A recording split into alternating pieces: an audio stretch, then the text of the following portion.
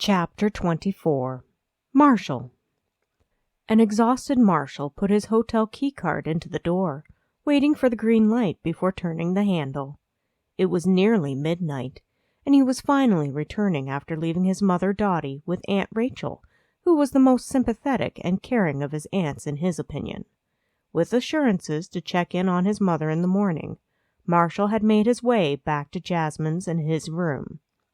Expecting Jasmine to likely be asleep, Marshall tried to be as quiet as he could, softly shutting the door behind him before kicking off his shoes.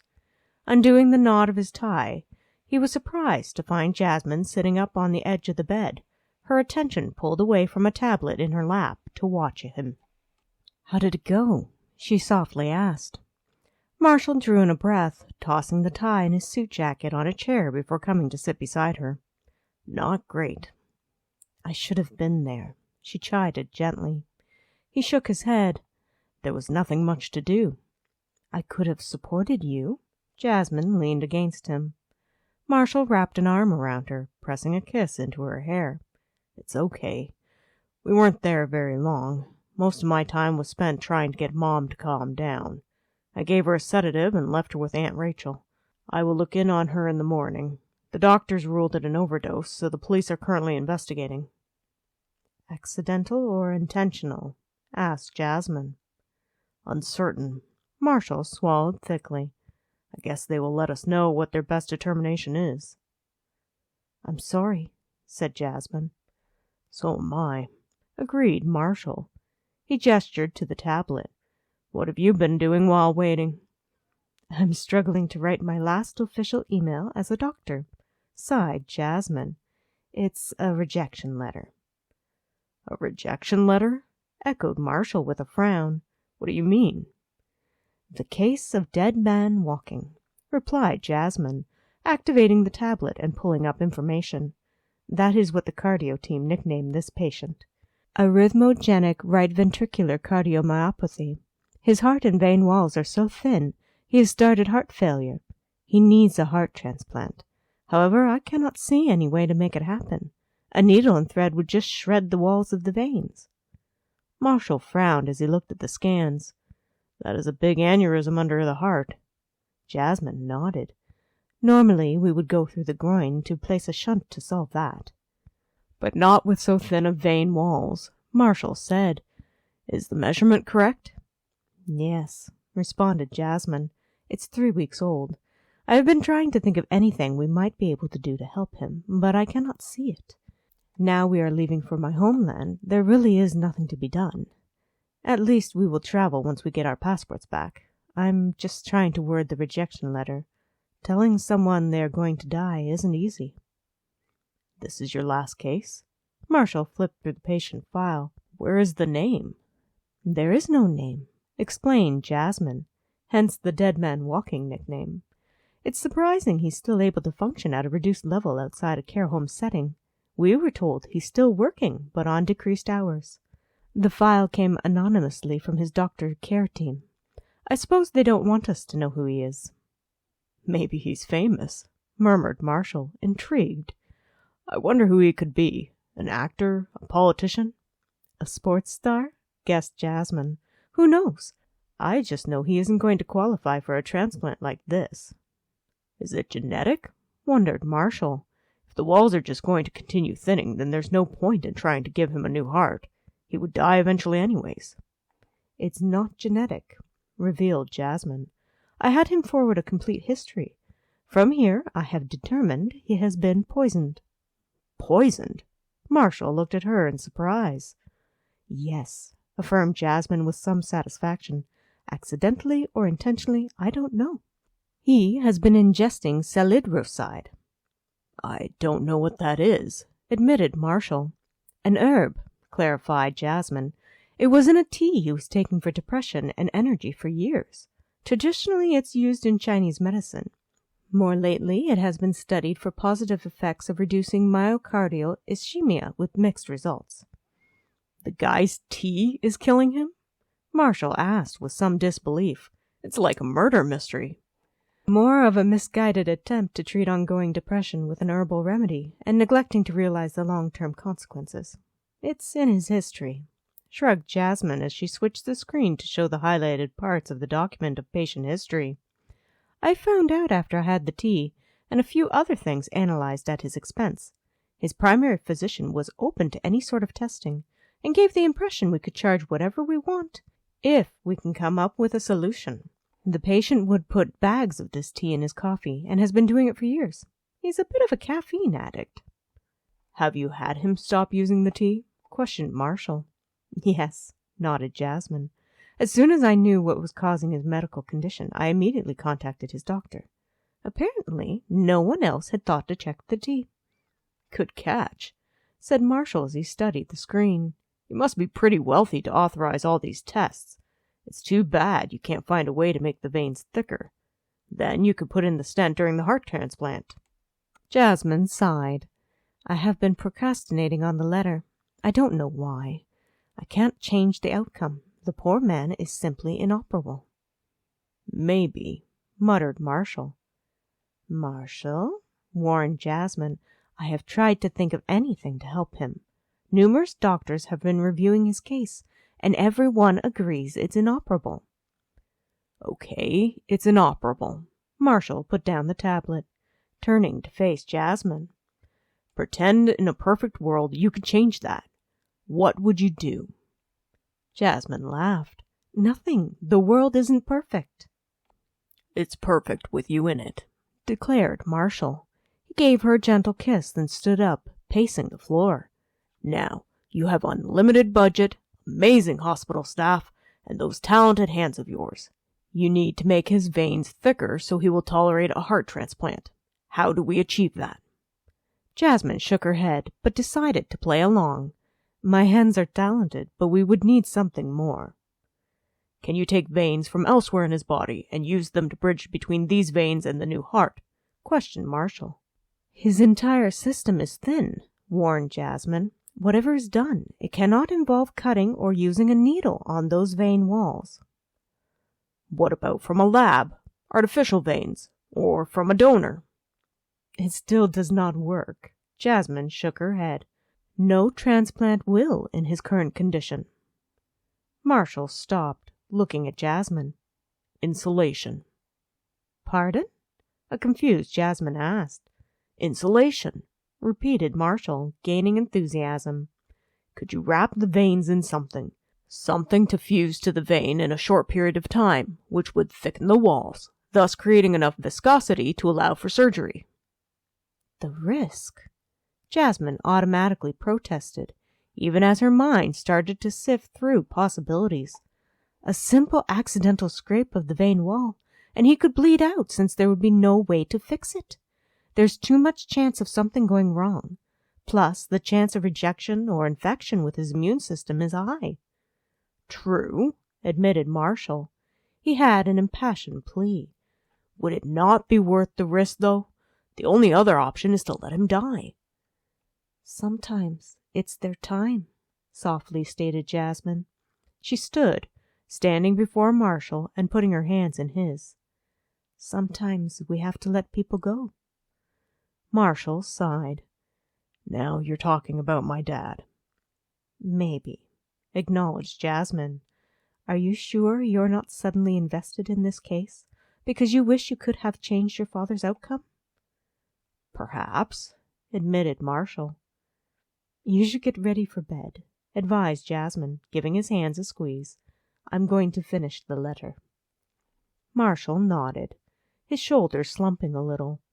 He gave Jasmine a quick kiss before heading to the washroom. It didn't take long to go through his nightly routine. Wearing far more comfortable pajama bottoms and a simple t-shirt, Marshall rejoined Jasmine. He pulled back the covers, tossing a couple of pillows to a chair. "What about the same stuff which is used to patch holes in the hearts of infants?"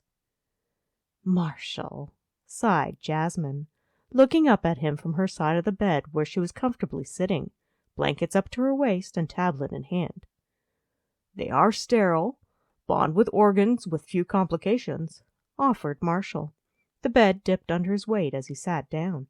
"Just a thought." Marshall arranged the pillow behind him and leaned back against the headboard. He watched as Jasmine typed in a few last words for her email. "Read it over and see what you think," said Jasmine, giving him the tablet. Marshall reluctantly took the tablet. He started reading aloud. "Dear Sir, please be advised I will require updated scans to fully evaluate your condition. After careful consideration, I would like to offer a potential solution. Although extremely risky, I recommend—" Marshall lowered the tablet and looked at Jasmine in awe. "You're going to try it." "In a perfect world, you will give me a surgical team and privileges at Mercy. Plus, we would have to skip the honeymoon to do the surgery if the patient is a candidate. And if he can be here within the week," warned Jasmine, "we cannot delay going home any further than that, which means my parents are going to have to pull some strings to get our passports back. If he heals and qualifies for a heart transplant, it will have to be another surgeon who does that surgery." "I love you," smiled Marshall. "As long as you're not disappointed, I would be happy to watch you do surgery instead of going on a honeymoon." "Then press send," grinned Jasmine. Henry leaned back against the cold glass of the window as he sat on the window ledge at the end of the hallway. It had been a long and tiring day. Only now did he feel comfortable leaving matters in the hands of the night team of the hotel. Exhausted, Henry had decided to find his own room and sleep probably the next day or so away. The elevators had been in use, and foolishly, Henry had used the stairs. He had a glance at his watch, noting his heart rate wasn't too bad. He would wait a few moments in the quiet of the hall before making his way to his room. It was the early morning, and so far, it was quiet here in this corner of the hotel. He must have closed his eyes for a moment, because the next thing he knew, someone was sitting down on the ledge beside him. "Do you remember when our art group had the entire university student body dressed like the early 1900s? Sighed Cora as she reminisced. "We had them bring slates and chalk to classes." "Symbolism of an unevolving education system." A smile tugged at Henry's mouth over the memory. "I think that was what we called it." "I still have no idea how we pulled that off without any of the other teachers knowing," admitted Cora fondly. "They were so shocked." "We got an A+, remembered Henry. "Do you remember when I fell in the fountain?" Cora had a surprised laugh. "I had almost forgotten. Or when we entered the Fandoozle races." "Hey, those were fun," remonstrated Henry gently. "They were dangerous," recalled Cora, shaking her head. "And all because I let you buy me coffee once." "It was the right thing to do, since you couldn't find the coffee cart," mildly mentioned Henry. "Only because you and the rest of the Ramsleys attending the university had all the coffee carts moved to different areas of the campus to bother everyone," exclaimed Cora. Henry shrugged. "It was April Fool's Day." "Those were good times," softly mentioned Cora as she leaned back against the window. "Yeah, they were," agreed Henry. They sat in companionable silence, lost in their own thoughts. "So, why are you sitting on a window ledge at the end of the hall at 1 a.m?" gently questioned Cora as she studied Henry's profile. "Personally, I just couldn't sleep." "Are you on the hunt for coffee again?" Henry had no desire to tell her he had run out of breath simply climbing the stairs. As it was, he was dog-tired from all the day's activity. Henry desperately needed a rest, but the room was too far away, and he had sat on the window ledge in an effort to recover some energy. Henry decided on a partial truth. "I had an email. It was a bit of a surprise." "How so?" asked Cora. Henry hesitated, then pulled out his phone, typing the passcode. He flipped to the important email and handed over his phone to Cora. Henry looked at the hotel hallway without really seeing it as Cora read through the brief email. "The surgery sounds very risky," ventured Cora. "It is," agreed Henry. "If it goes as planned, there is a chance I would be put on the heart transplant list." "That's a good thing, right?" Cora handed back his phone. "I wasn't expecting it." Honesty won out, and at Cora's look of confusion, Henry tried to explain. All of the other doctors I contacted said there was no solution. They basically sent their regrets and condolences. Cora took a moment to think this over. If you can't get a transplant, how long? Not long. My immune system is pretty shot, so it would depend if I caught a virus or bacterial infection, admitted Henry. Definitely this would be the last Christmas. You're having the surgery, Cora told him. The boys need you. I need you. Oscar, Mary, Ben, and Addison need you. Notice you forgot Garrett, dryly mentioned Henry. Slip of the tongue, lied Cora, without remorse. She focused on looking at the pattern in the carpet. You didn't answer me. I suppose I plan on having the surgery.